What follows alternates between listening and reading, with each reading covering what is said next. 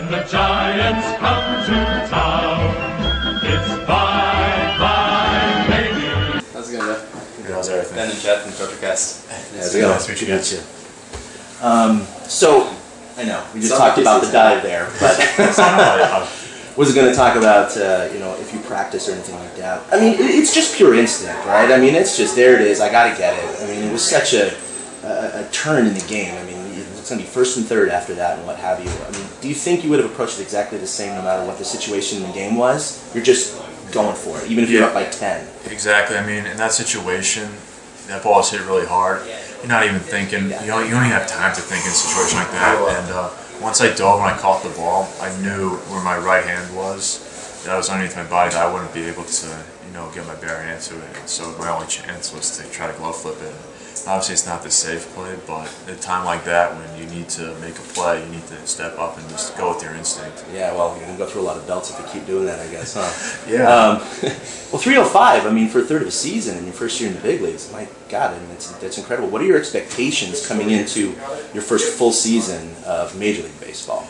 I expect to have the same success. I mean, I'm very competitive, and I expect, I have high expectations for myself. And, as a two-hole hitter, I expect to get on base a lot for the big guys behind me, Buster and Hunter and the Brandons and those guys. So that's what my expectations are, hitting-wise. I mean, just keep my approach the same. Don't try to do too much, and just be a table setter for those guys. And that's how we'll be able to score runs. Did you approach the off-season any differently in terms of your training regimen? I mean, I'm sure it was already intense. You're a professional baseball player.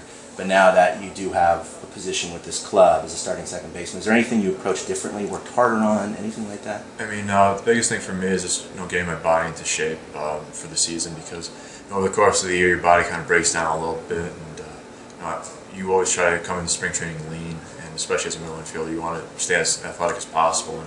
And I really try to treat every offseason the same. So I'm always play with a chip on my shoulder, but. This year I really try to focus on trying to stay as athletic as possible coming into spring training.